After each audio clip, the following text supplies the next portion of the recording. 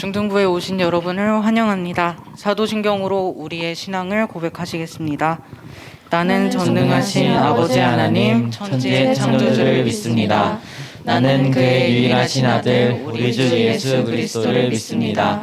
그는 성령으로 잉태되어 동정녀 마리아에게서 나시고 본디오 빌라도에게 고난을 받아 십자가에 못 박혀 죽으시고 장사된 지 사흘 만에 죽은 자 가운데서 다시 살아나셨으며 하늘에 오르시어 전능하신 하나님 우편에 앉아 계시다가 거기로부터 살아있는 자와 죽은 자를 심판하러 오십니다. 나는 성령을 믿으며 거룩한 공교회와 성도의 교제와 죄를 용서받는 것과 몸의 부활과 영생을 믿습니다. 아멘.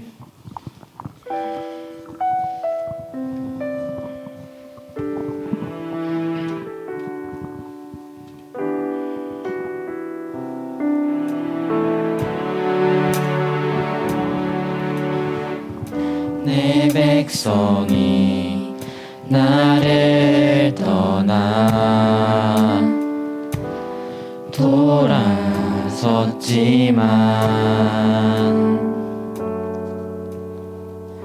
내 사랑이 내 백성을 포기 못하니 내 모든 것 내어주고 나 그들을 얻으리라. 여호와께 돌아가자. 우린 돌아서도 그는 변치 않네. 여호와께 돌아가자. 우린 넘어져도 그 사랑 영원하네. 내 백성이 나를 떠나 돌아섰지만 내 사랑이 내 백성을 포기 못하니 내 모든 것 내어주고 나 그들을 얻으리라. 여호와께 돌아가자. 우린 돌아서도 그는 변치 않네. 여호와께 돌아가자. 우린 넘어져도 그 사랑 영원하네.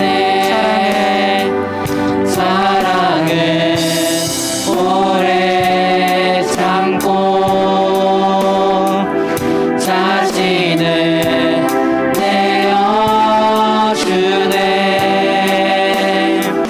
서로 사랑할 때 세상은 주보내. 사랑은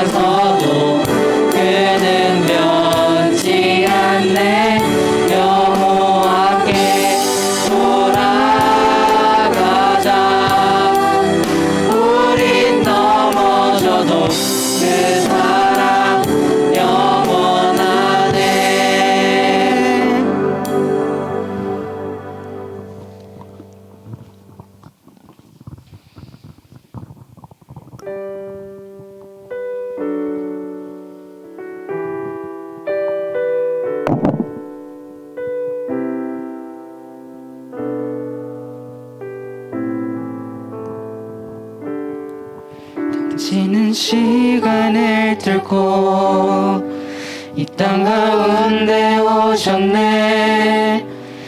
우리 없는 나를 원치 않아 우리 삶에 오셨네. 자신의 변함 버리고 우리에게 평안 주셨네. 가장 낮은 자의 모습으로 우리 삶에 오셨네. 당신은 시간을 뚫고 이 땅 가운데 오셨네. 우리 없는 하늘 원치 않아 우리 삶에 오셨네. 자신의 편안 버리고 우리에게 평안 주셨네. 가장 낮은 자의 모습으로 우리 삶에 오셨네. 하나님 우리와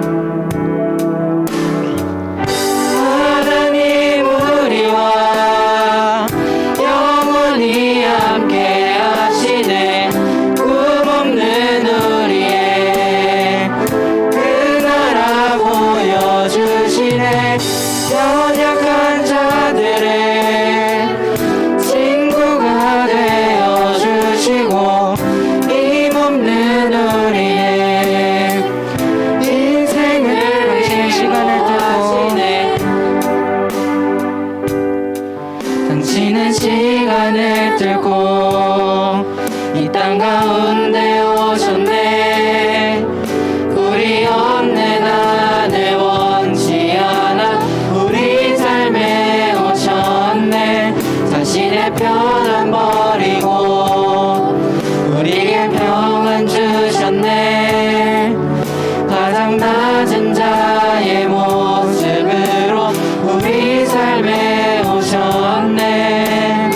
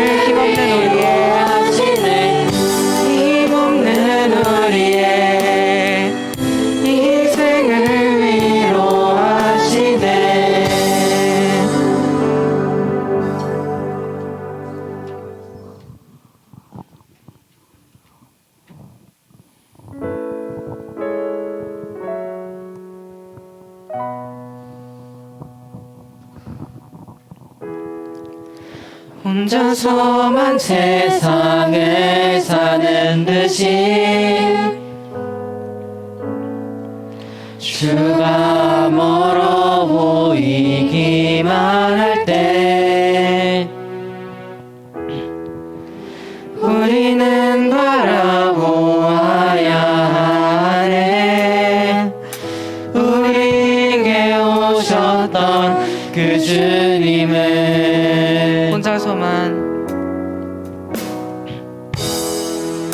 혼자서만 세상을 사는 듯이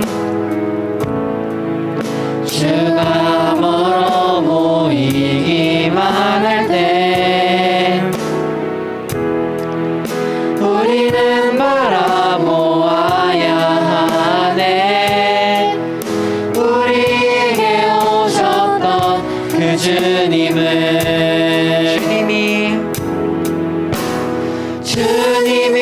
우리의 아픈 마음을 아시네.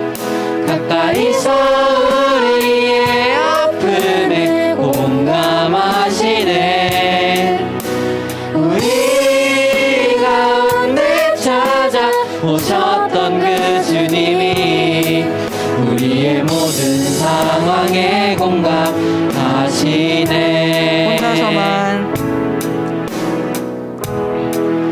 혼자서만 세상을 사는 듯이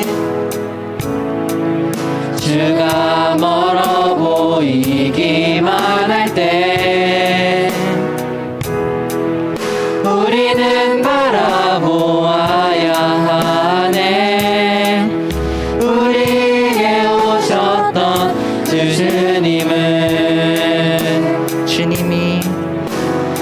주님이 우리의 아픈 마음을 아시네. 가까이서 우리의 아픔에 공감하시네. 우리 가운데 찾아오셨던 그 주님이 우리의 모든 상황에 공감하시네.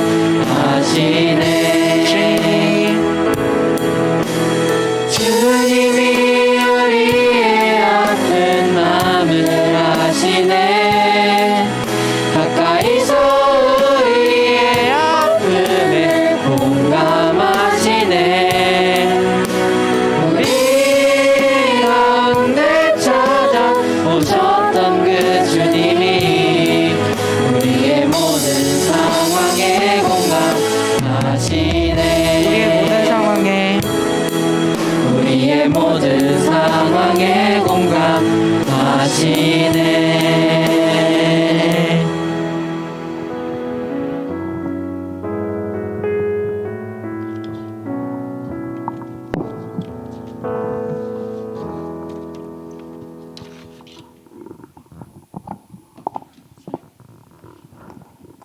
사랑의 하나님, 오늘도 이 자리에 나와 함께 예배 드릴 수 있게 하심 감사합니다. 코로나가 길어지면서 함께하지 못한 친구들도 있는데 어서 빨리 해결되어 함께 예배 드릴 수 있는 기쁨을 누릴 수 있게 하여 주세요. 이 시기를 통해 주님 주신 모든 것의 소중함을 깨닫게 하시고 허락해 주심에 감사할 수 있는 우리가 되게 하여 주세요. 성경을 늘 읽는 훈련을 통하여 내 삶의 말씀과 기도가 끊이지 않게 하시고 그 삶을 통해 우리 모두가 세상의 빛이 되어 복음 전하는 데 쓰임 받게 하여 주세요. 예수님의 이름으로 기도드립니다. 아멘.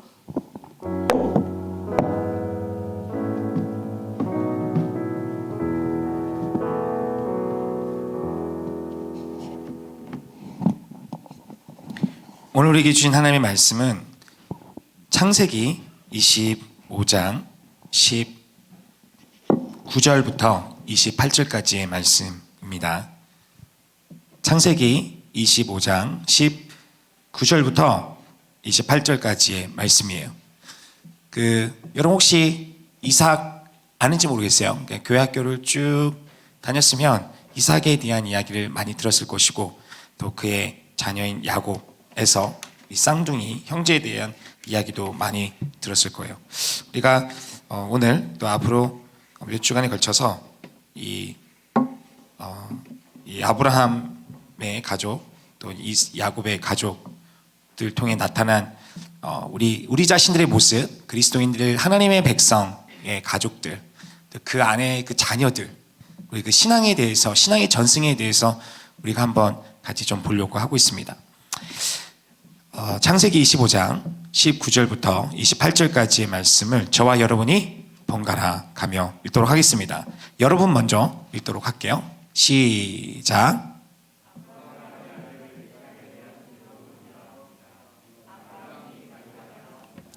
이삭은 40세에 밧담 아람의 아람 사람 부두엘의 딸이며 아람 사람 라반의 여동생인 리브가를 자기 아내로 맞이했습니다.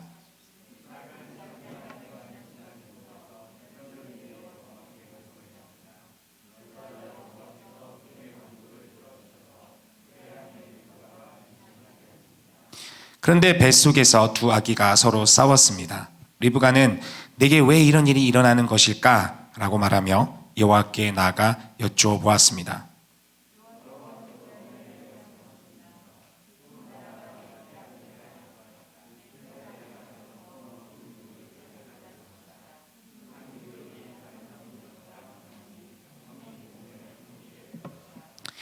리브가가 출산할 때가 돼서 보니 그녀의 뱃속에 쌍둥이가 들어 있었습니다.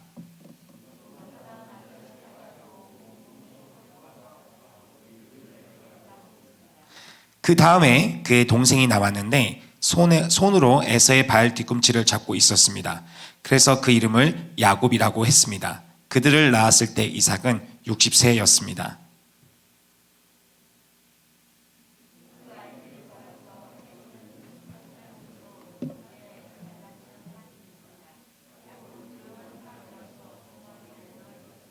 우리 28절 같이 읽겠습니다. 이삭은 사냥한 고기를 좋아했기 때문에 에서를 사랑했고 리브가는 야곱을 사랑했습니다. 아멘. 여러분, 이 이삭이라는 사람은 유명한 사람이에요. 정말 유명해서 이삭 토스트도 있어요. 네, 이삭 토스트 좋아해요? 네, 호봉 토스트도 있지만 호봉 토스트 전에 이삭 토스트가 먼저. 네.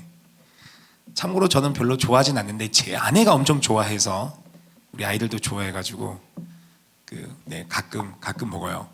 정말 근데 그 사장님이 제가 알기로는 크리스찬으로 알고 있어요. 그래서 그 이름을 가지고 이제 토스트 그 회사를 만든 걸로 제가 알고 있습니다. 진짜예요. 농담이 아니고.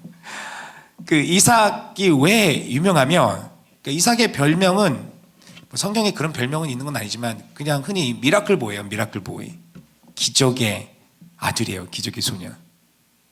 왜냐하면 아브라함이 그의 아빠인 아브라함이 여러분 많이 들었지만 보통 그러죠. 뭐 한쪽 이쪽으로 들어왔다 이쪽으로 쓱 얘기 안 남고 이로 쓱 가잖아요. 그렇죠? 네. 그래서 자꾸 들어도 뭐 별 새로운 이야기일 거라고 생각되는데 그래도 이제 워낙 많이 들은 얘기라서 여러분 귀에 여러분 뇌에 인이 박혀 있을 거라 생각됩니다만 아브라함이 75세가 되어서도 자녀가 없었어요. 여러분 거듭 얘기하지만 오늘날의 현대에는 별로 중요시 여기지 않아요.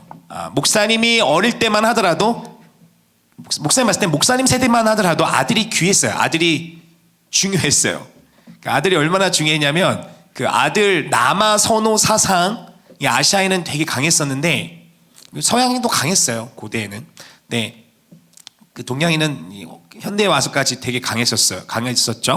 그래서 여러분은 모를 테지만 우리 선생님들은 아시는 드라마가 있어요. 목사님이 어릴 때 봤던 아직도 기억나는 그 아들과 딸이라는 드라마가 있어요. 거기서 여러분 아시는지 모르지만 최수종이라는 이제 배우가 있는데 요즘에 활동이 좀 뜸하긴 합니다만 김희애 그 님하고 그 저기 쌍둥이 일란선 쌍둥이로 나와가지고 그 최수정 그 배우님의 이름이 귀남이었어요. 귀남이. 어릴 때 봤던 거 아직도 기억나. 네.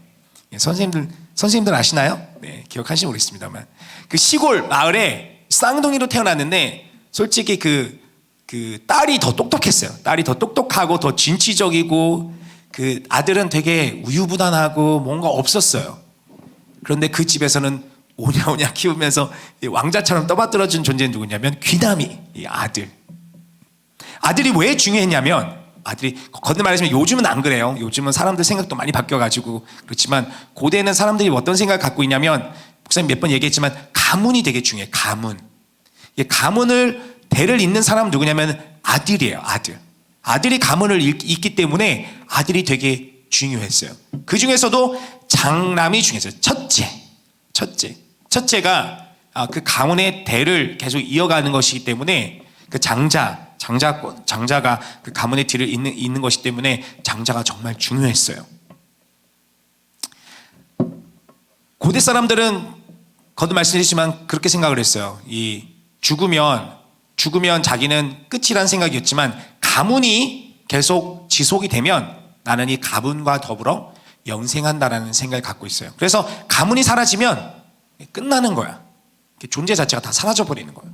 근데 이제 가문이 있으면 나는 내 생은 다하지만 내 자손을 통해서 나는 나에 대한 기록과 나에 대한 기억은 영속한다라는 그런 믿음이 있었기 때문에 가문이 되게 중요한 거야. 그래서 아들이 중요했어요. 요즘은 딸이 중요합니다. 딸. 최근에 목사님 그 교구도에서 교구 식구들 중에 이제 출산했다는 얘기를 들으면 우리 권사님들 이제 손주를 보았다고 그러면 권사님 이제 할머니가 되셨는데 어떻게 손녀입니까? 손자입니까? 그러면은 저기 손자 아들 낳았다 그러면 그러면은 저기 자녀분들 가정이 되게 실망하셨겠네요. 그러면은 네 실망했다고 하더라고요. 딸로 보냈는데 요즘 아들 낳으면 괜히 죄인된 느낌이라고 이렇게 얘기를 하는 것도 있어요. 어쨌든 그렇다고 우리 남학생들 기죽을 필요는 없습니다. 아들 좋아요. 멋있어요. 좋아요. 듬직해요. 딸은 이제 이쁘고 귀엽고 사랑스럽고 좋습니다. 어쨌든 아브라함에게는 아들이 없었어요. 75세가 나이가 다 들어서 그 생명력이 그 혈기와 그 열정과 그 정열 이런 것들이 에너지들이 이제 이게 디클라인까 이제 그 노쇠화되어 가는 이 시기에도 자녀가 없었어요. 이게 자녀를 생산할 수 있는 소망이 사라지는 것. 그 말은 무슨 말이냐면 그 사람에게는 미래가 사라지고 있었다는 것이죠. 그때 하나님께서 아브라함에게 찾아오셔서 아브라함아 내가 내게 자녀를 줄게. 그러니 너의 고향 너희 친척 집을 떠나서 내가 가나안 땅으로 가라 해서 간 곳이 이제 가나안 땅, 오늘날 우리가 이스라엘이라고 팔레스타인 지역이라고 부르는 그 땅인 것이죠. 근데 아브라함이 하나님의 말씀, 하나님의 꼬심, 하나님의 이끄심에 따라서 이제 갔어요. 그런데 25년 동안, 몇 년 동안요? 25년, 75세에 그 약속을 받고 부르심을 받아서 떠났는데 몇 년 동안? 25년 동안 애가 태어날 징조가 안 보이는 거야. 물론 그 중간에 자기 본부인이 아닌 그 당시는 이제 그 시대 문화에서는 아주 자연스러운 그 자기 아내의 몸종의 젊은 여성을 통해서 아들을 받지만 하나님은 그 방법이 아니래요. 그 자녀가 아니래. 그 아브라함과 원래 본 아내를 통해 사라를 통해 아이를 줄 것이다 라고 했었어요. 그러니까 여러분 25년이에요. 여러분 25년. 여러분 일이 아니니까 그냥 그런 거보다 여겨지겠지만 여러분 입장 바꿔서 여러분이 간절히 원하는 게 있는데 여러분 부모님이 여러분에게 약속했단 말이에요. 근데 정확한 시일은 약속하진 않았어. 너희가 원하는 거 사줄게. 너희가 원하는 거 해줄게. 네가 원하는 걸 엄마 아빠에 들어줄게. 근데 언제 시일을 명확하게 하진 않았어요. 그런데 계속 말씀 안 띄워주셔도 됩니다만 계속 기다리는데 엄마 아빠가 얘기를 안 한단 말이에요. 하루 이틀 3일 4일 힘들어요. 루미니가 최근에 그 빠졌던 게 뭐냐면 포켓몬 카드. 여러분 이게 포켓몬이 목사님 언제 나왔었지 그게 포켓몬이? 완전 옛날에 나왔는데 아직도 유행하고 있다는 사실에 목사님 정말 놀라움을 금할 수가 없어요. 이 사람들이 포켓몬 만든 사람들이 천재인 것 같아요. 이거 몇십 년이 지났는데도 아이들이 여전히 세대가 지났는데도 아이들이 좋아해. 하여튼 루미니는 그 나이 때 아이들이 이 유치원 아이들 그 유치 아이들에게 가장 인기 있는 것 중에 하나가 이 포켓몬인데 포켓몬 카드를 사달라고 그렇게 요청을 하는 거예요. 그래서 제 아내가 사줬었어요. 그런데 그게 어쨌든 샀던 거랑 주변 형한테 선물 받았던 거 이제 초등학교 이제 고학년 간 형한테 이제 자기 이제 안 논다라고 해서 물려받는 100여 장이 하여튼 무슨 일이 있어서 그걸 다 파기해야만 했었어요. 다 버려가지고 루빈이가 요청을 했었죠. 그럼 나 새 거 사달라. 그러면 저희가 딜에서 그걸 버려야 되니까 오케이 새 거 사주겠다. 언제 사주겠다 명신하진 않았는데 그 순간부터 루빈아 사줄게 기다려. 네. 한 1시간 정도 있다가 근데 아빠 우리 언제 사러 가요? 아 사줄 거야 기다려.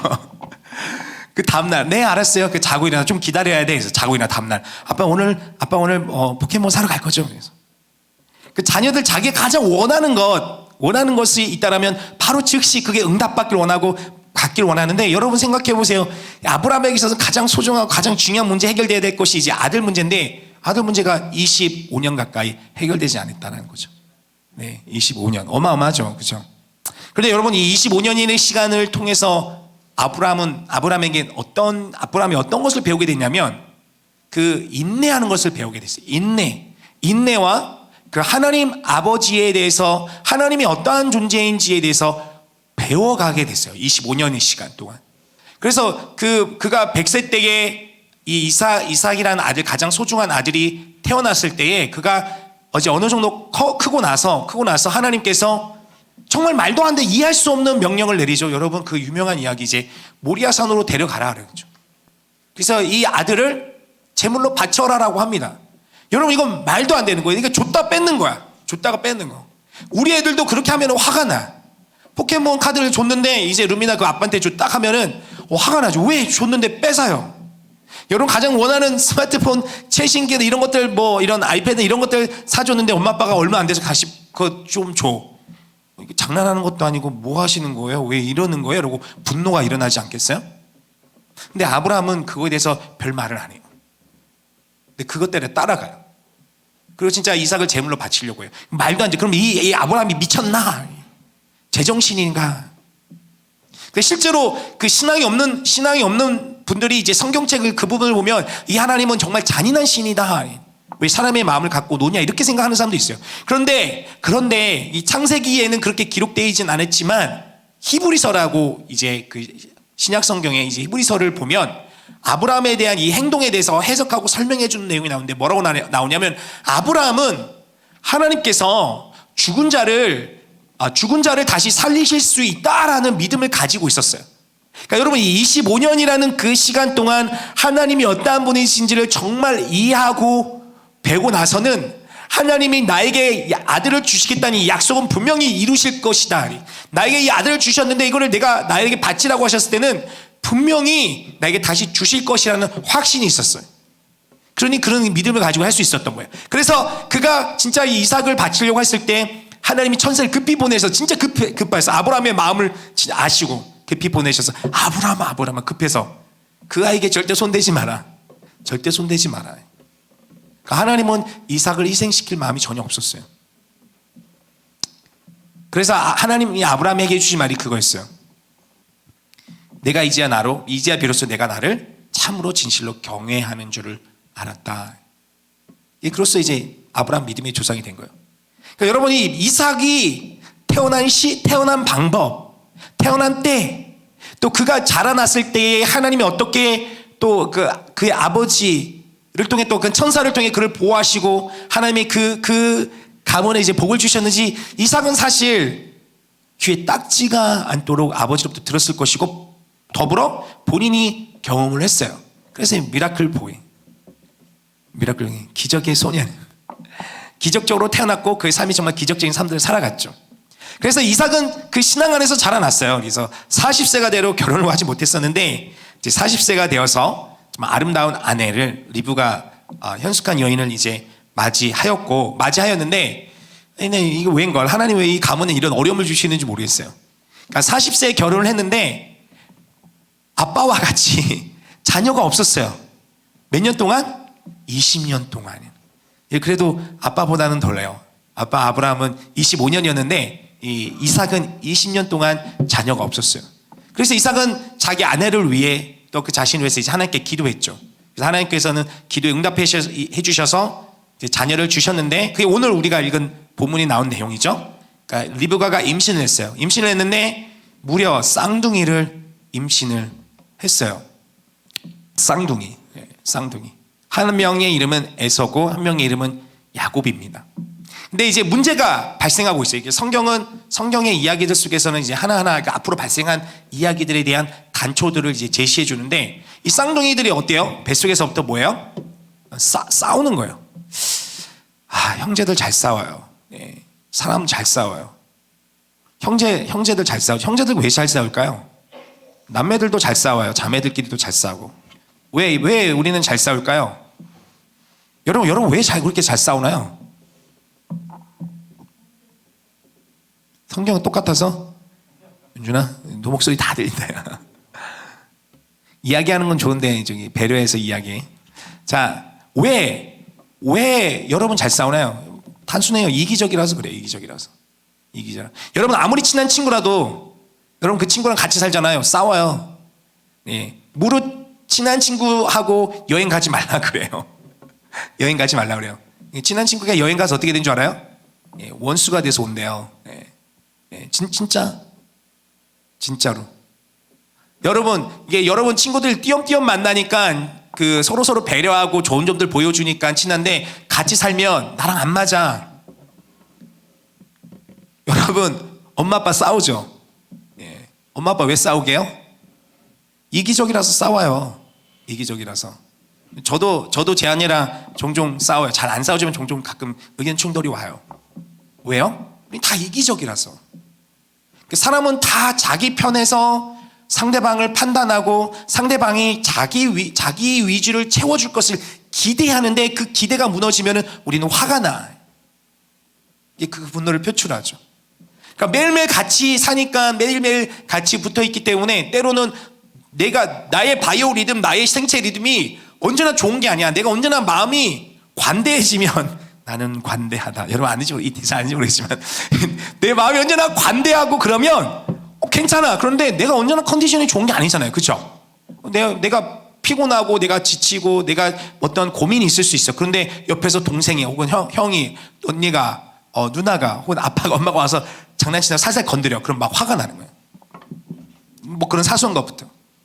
이 뱃속에서부터 이 쌍둥이들이 싸워요. 서로가. 싸우는 건 사실 싸우는 것 자체는 문제는 아니죠. 그 문제를 어떻게 해결하는 것이 문제이지.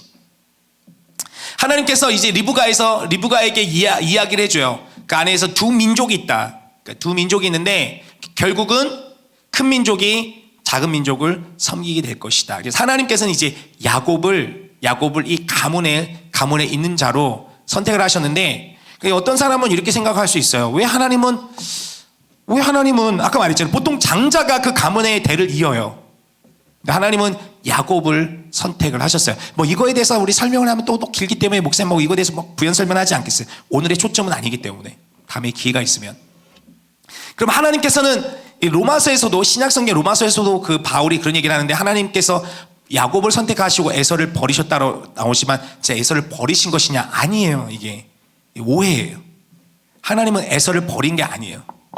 여러분 성경을 나중에 쭉 후반부에 보면 에서도 그 한 가문을 쫙 읽어요. 큰 부유한 하나의 부족의 이 족장이 돼요.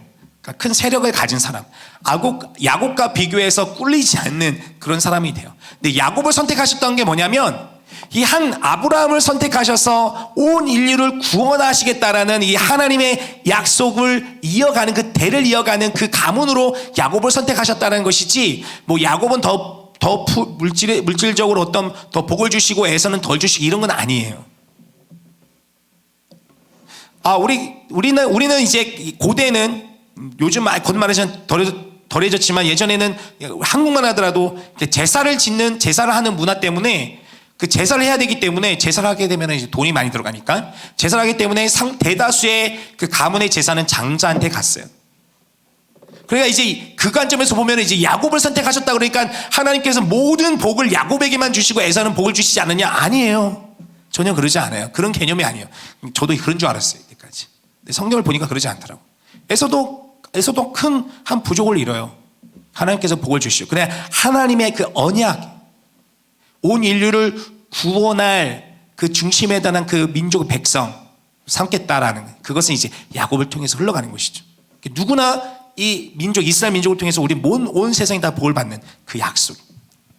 근데 어쨌든 오늘의 핵심은 아니에요. 근데 기억을 하고 있으면 좋겠어요. 성경을 보는데 오해하지 않도록. 그래서 하나님에 대해서 우리가 오해하는 경우가 많이 있어요. 하나님 사람 차별하시나? 전혀 그러지 않으세요.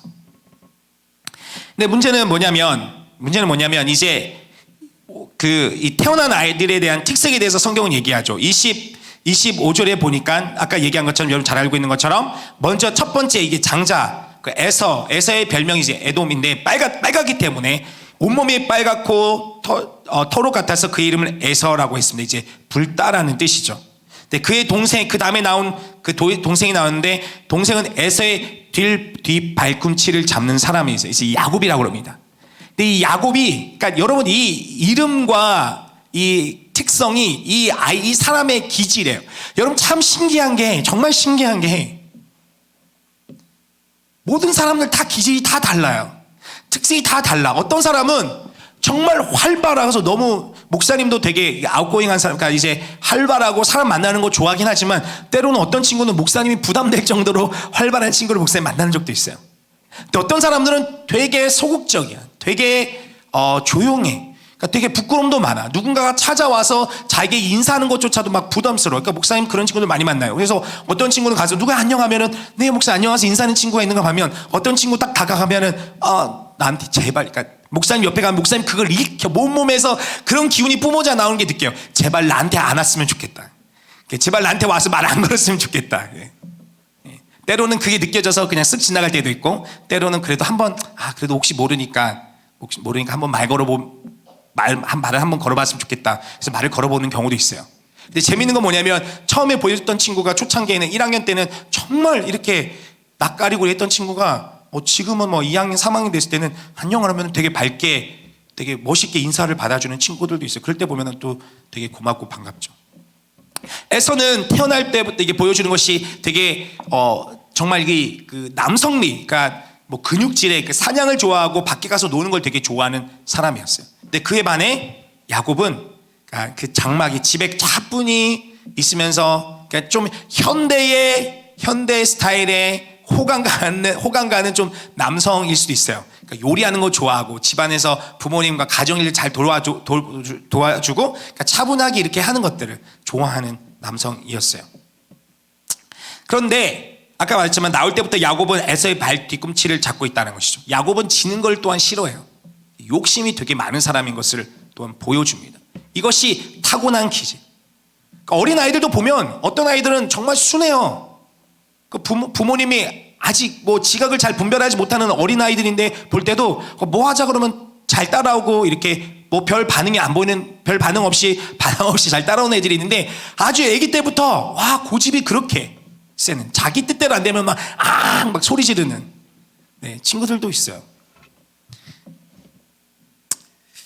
27절에 보니까 우리 말씀 한번 27절 28절 28절 이 두 구절이 목사 이제까지는 이제 이런 상황들 배경들 좀 이해들을 나누기 위해서 좀 이야기 나눠줬는데 오늘 좀 핵심적으로 여러분하고 나누고 싶은 부분은 이 부분이에요. 27절 28절인데 우리 한번 같이 읽겠습니다. 27절 시작. 그 아이들이 자라서 에서는 능숙한 사냥꾼으로 들판에 나다니는 사람이 됐습니다.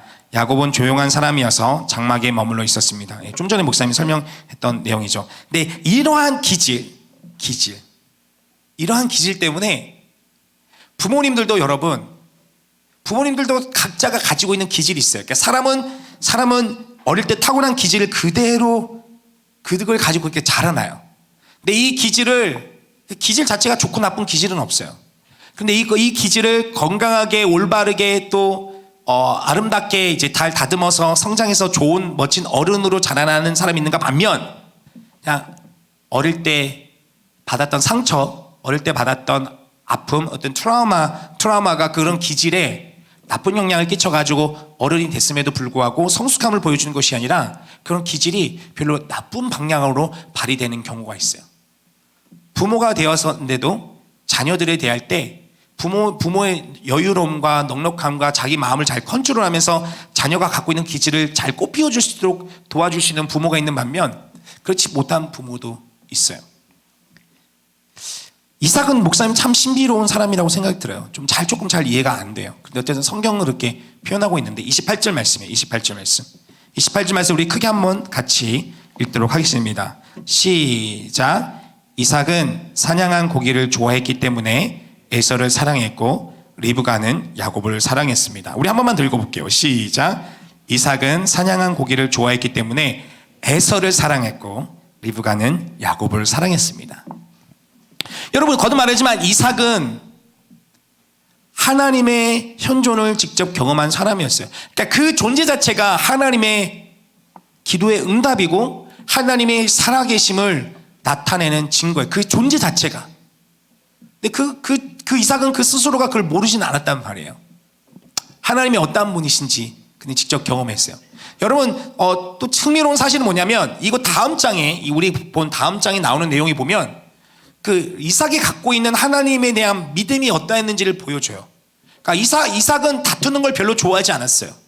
그러니까 그 가나안 땅 약속의 땅 그 약속의 땅에 아브라함이 그의 아버지인 아브라함이 경험했던 것처럼 이삭도 그 땅에 극심한 가뭄이 든 걸 경험해요. 그래서 그 살기 위해서 이 가나안 땅을 떠나려고 했는데 하나님이 이삭에게 나타나서 내게 너를 복을 줄 테니까 이 땅을 떠나지 말아라고 해요.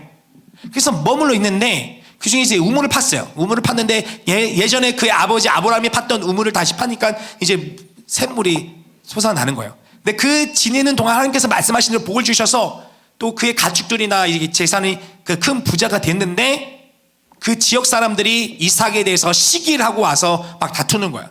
그 원주민들이 이삭을 쫓아내버린 거야. 그러니까 이삭은 다투기 싫으니까 다른 데로 갔어요. 다른 데로 가서 또 우물을 파니까 물이 나는 거야. 그리고 사람들이 와서 이삭이 싫고 이삭이 그 이주민이 이곳에 와서 더 잘 되는 모습 보니까 그 주변 사람들이 시기하고 질투해서 또 쫓아내려고 해요. 이삭은 다투기 싫으니까 또 옮겨가요. 또 세 번째 가서 우물을 파게 되었을 때 그때는 이제 사람들이 또 그 부족의 왕, 그 부족의 족장이 와가지고 또 그와 이제 친교를 맺고 수교를 맺으면서 그쪽에서 잘 정착하며 살아갑니다. 그러니까 이삭이 가는 곳마다 하나님께서는 잘 되게 해주셨어요. 이삭이 가는 곳마다 그 사람의 복을 주셔서 하나님께서는 그게 물질적으로 큰 부자가 되고 그에 영향력을 끼칠 수 있는 사람이 되고 그 사람들과 화평을 이루면서 삶을 살아갈 수 있도록 도와줬단 말이에요. 그러니까 이삭은 하나님을 모르는 사람이 아니에요. 하나님에 대한 신앙이 정말 좋은 사람이에요.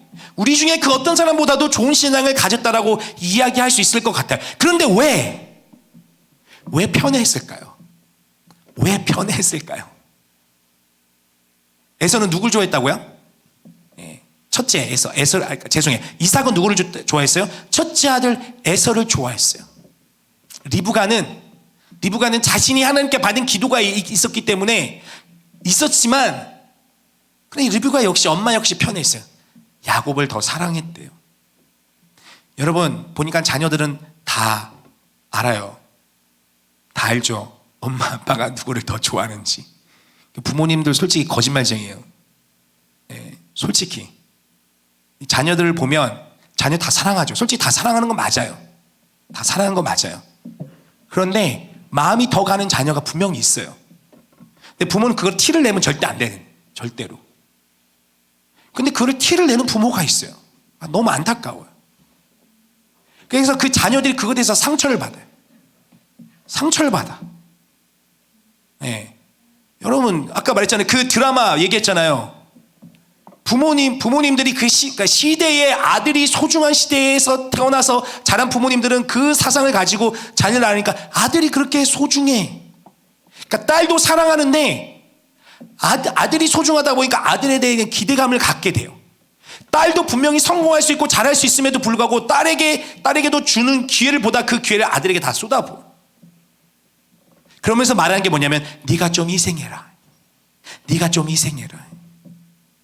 그 자녀 입장에서는 억울한 거예요. 왜 내가 희생을 해야 됩니까? 왜 나도 부모님의 자녀인데 왜 내가 희생을 해야 돼요? 잘못됐어. 그건 분명히 잘못된 거예요. 이삭은 첫째 아들 장자의 그의 남성미와 그가 갖고 있는 리더십과 그가 갖고 있는 이런 활기들을 보면서 그를 더 사랑했는지도 모르겠어요. 우리 가문의 대를 이어서 이 가문을 더 번창하게 하고 하나님께서 주신 이 복들을 더욱더 이뤄가는 그 아들로 여겼는지도 모르겠어요. 그게 이삭이 갖고 있었던 기대감이 있는지 모르겠어요. 아니면 오히려 이삭은 좀 성향 자체가 야곱과 비슷해요. 이삭은 어떤 사람이었냐면 잠잠히 있어 묵상하는, 하나님 묵상하고 기도하고 조용한 사람이었어요. 그렇기 때문에 사람은 좀 그런 게 있어요. 자기가 갖고 있지 못한 어떤 부러움. 여러분 고대에는 차분한 이런 오늘날에 선호되는 남성 이렇게 좀 차분하고 좀 조용하고 좀 이런 스타일 별로 선호되지 않았어요. 진짜 흔히 말하는 그 야성미가 가득한 그런 남성, 그런 힘이 강하고 사냥할 수 있고 그 가족을 부양할 수 있는 능력을 보여줬던 그 힘이 강하고 그런 사람들, 싸움을 잘하고 전투에서 그런 수행을 잘할 수 있는 그런 사람들이 선호됐어요. 그렇기 때문에 이삭은 어쩌면, 성경은 기록된 게 아닌데 어쩌면 자신의 성향과 반대되는 모습을 보여주는 에서를 그랬기 때문에 더 사랑했는지도 모르겠어요. 하나님을 알고 있었음에도 불구하고, 하나님에 대한 신앙을 갖고 있었음에도 불구하고, 그런 신앙을 갖고 있었음에도 불구하고 이삭은 자신이 갖고 있는 이 한계를 벗어나지 못하는 거예요. 편견에 사로잡힌 인간이에요. 편협함. 하나님의 뜻은 그 가문의 그 계보가 그 언약의 야곱을 통해서 흘러가는 것이었는데, 이삭은 그런 거에 개의치 않았어요. 혹은 그렇다 하더라도 그러니까 리브가 역시 잘못된, 엄마 역시 잘못된 모습을 보여주는 거예요.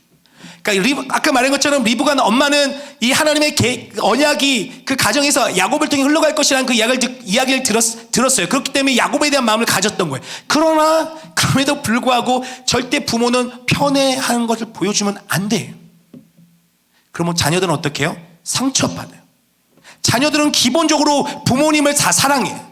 자녀들은 기본적으로 부모로부터 사랑을 받기를 원하고 인정을 받기 원하는 마음이 있단 말이에요. 그런데 부모님이 자기에게 동일한 어떤 자녀에게는 특정한 사랑을 주고 자기는 그걸 보여주지 않으면 힘들어요. 그러니까 자녀를 키워보니까 정말 알겠어요. 2명을 키워보니까 정말 알겠어요. 3명을 키우시는 분 너무 대단한 것 같아요. 존경합니다. 오경숙 권사님 자녀가 3명인데 존경해요. 루미니. 그러니까 목사님이 루미와 루미니 이야기하는 거는 여러분 잘 모르기도 하지만, 잘 본 적도 없겠지만, 그 목사님 직접 경험한 것이고 목사님이 깨달은 것이기 때문에 루미니를 얘기해 주는데, 루미니 보면서 목사님 많이 배워요. 그러니까 하나님의 마음에 대해서. 루미가 정말 착해요. 첫째 애가 정말 착해요. 네. 정말 착해요. 근데 좀 소극적이라서 자신의 의견을 잘 말 안 해요. 어린데 좀 속이 깊어요. 가끔 저라 제 아내가 착각할 때도 있어요. 얘는 좀 이래도 되는구나. 근데 나중에 가면은 애가 말을 해요.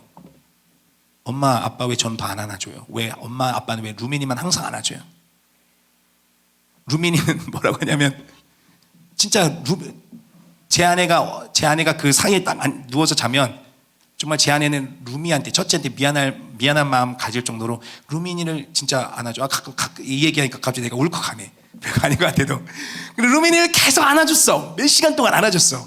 새벽에 좀 잠 깨가지고 할 때 막 엄마 안아서 막 기분 좋아 이런 얘기를 해. 그래서 루미니가 잠깐 잠들어서 이제 루미가 깰 때쯤에 제 아내가, 목사님 아내가 루미니에서 살짝 안아주고, 근데 그 사이가 루미니가 눈을 떴어. 그럼 말하면 역시 엄마는 나를 싫어하는구나. 네. 이해가 안 돼. 그렇게 안아줬음에도 역시 엄마는 나를 싫어하는구나. 자녀들은 그게 나쁘다는 게 아니에요. 자녀들은 여러분 부모님에 대해서 사랑과 여러분의 부모님 인정과 돌봄을 계속 받기를 원하는데, 때로는 부모님도 사람인지라, 여러분. 부모님도 사람인지라, 아까 말했죠. 부모님도 어린 시절부터 자기가 갖고 있는 기질들을 건강하게 자라 나오면서 건강한 어른으로 성장을 해서 자녀를 건강하게 품을 수 있으면 좋은데, 그렇지 않은 부모님도 많다라는 거예요. 본인이 받아왔던 상처와 트라우마가 여전히 남아있어서 자녀를 대할 때 있어서 때로는 그것들이 나와 자기도 모르는 사이에, 그래서 수많은 부모님들이 자기도 인지하지 못한 채 자녀들에 대해서 편애를 하고, 혹은 자녀들에게 상처를 줘요.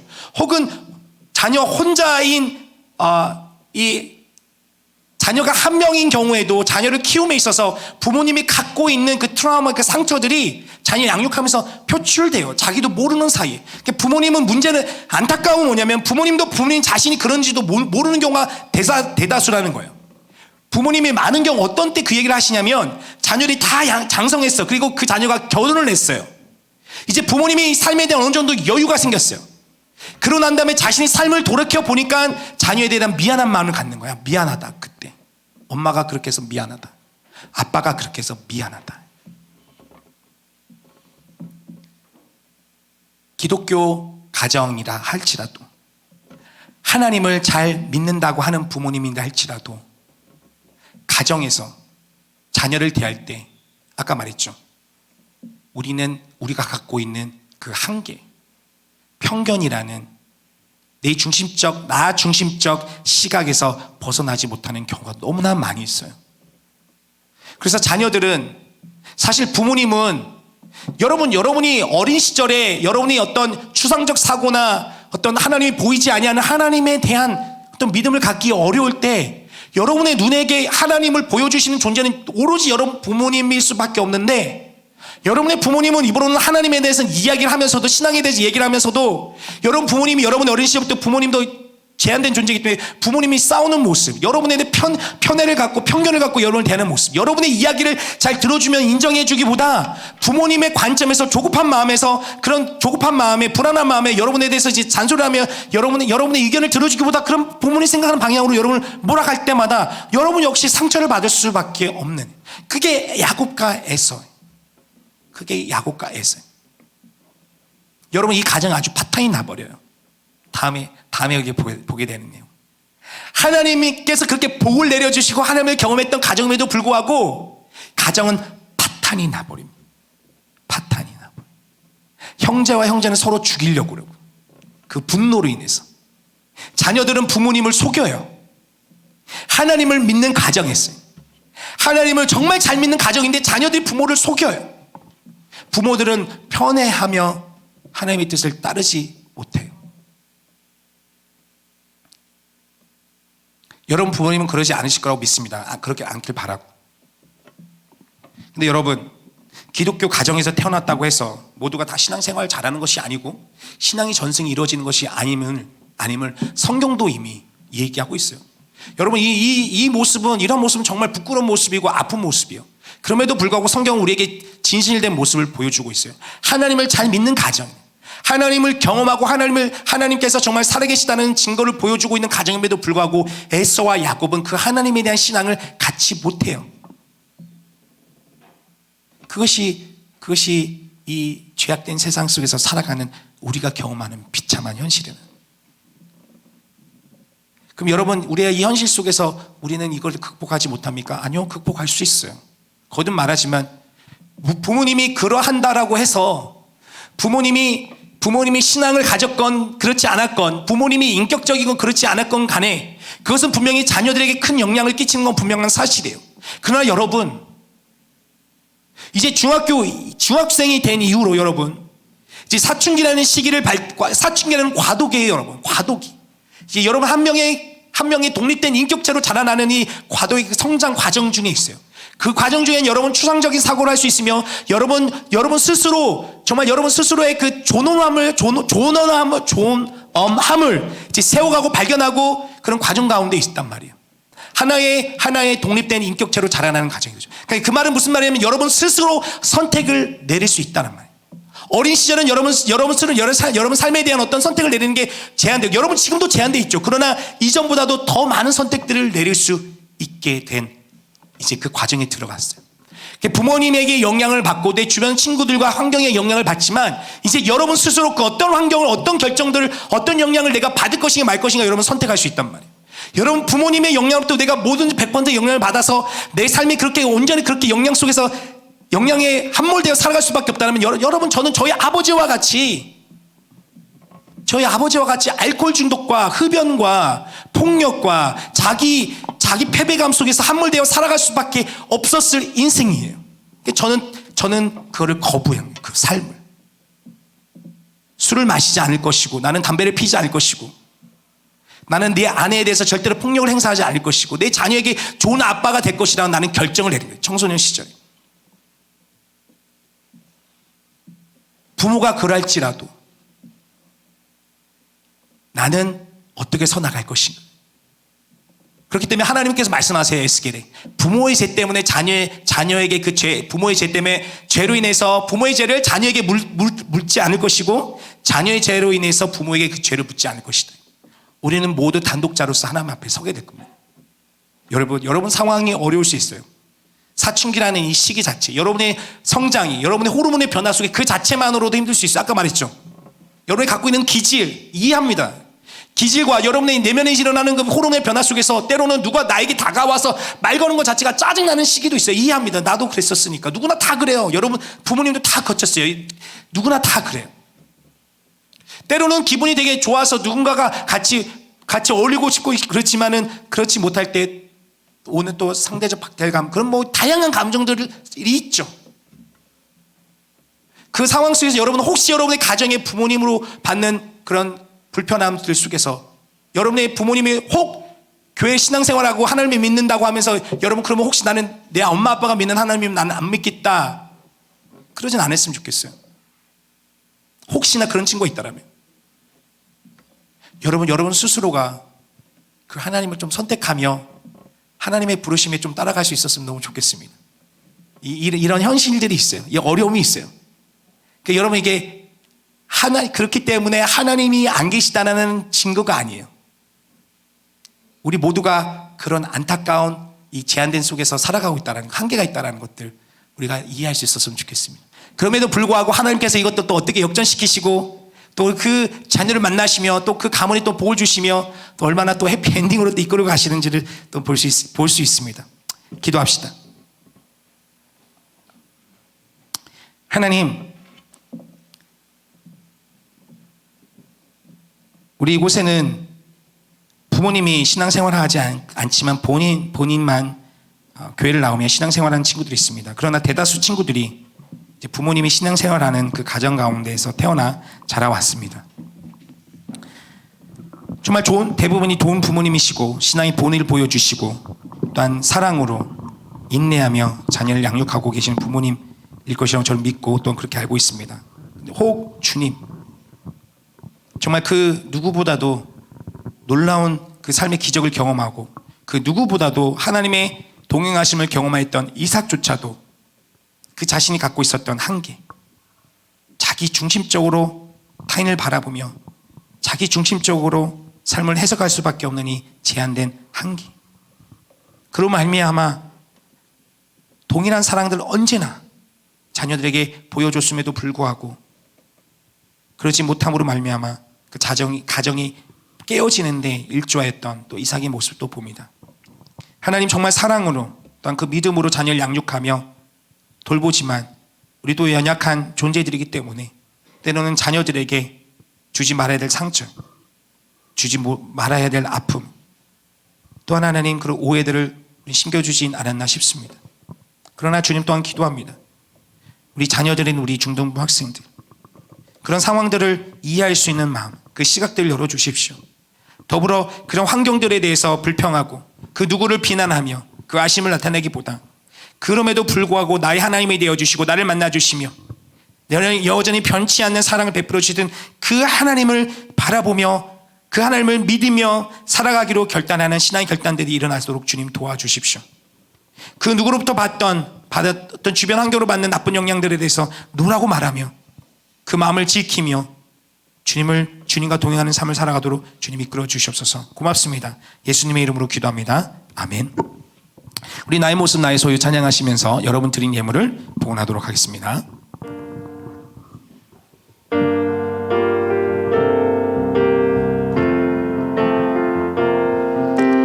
나의 생명을 드리니 주 영광 위하여 사용하옵소서. 내가 사는 날 동안에 주를 찬양하며 기쁨의 제물 드리.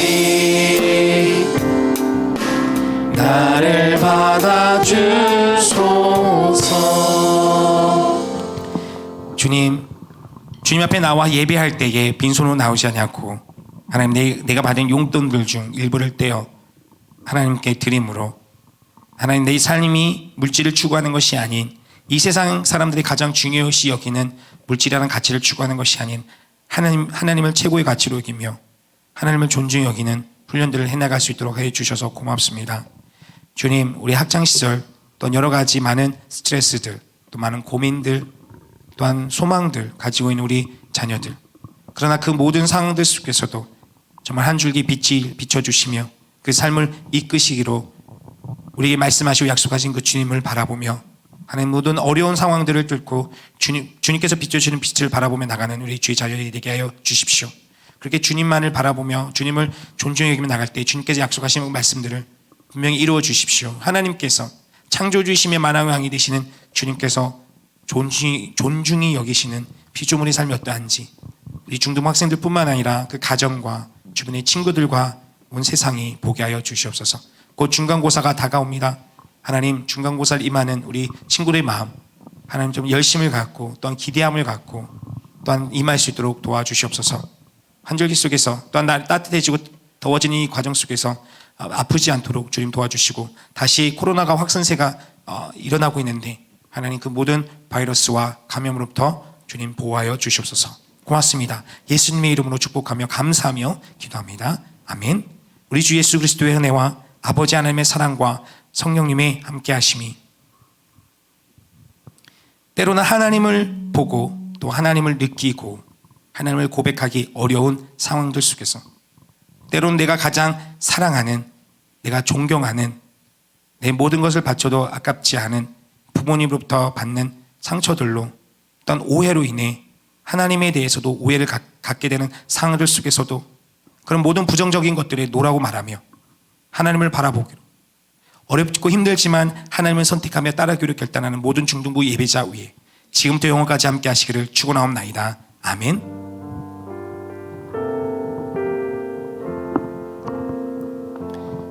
네, 예배를 마쳤고요. 우리 광고가 하나 있습니다. 우리 새로운 친구가 있나요?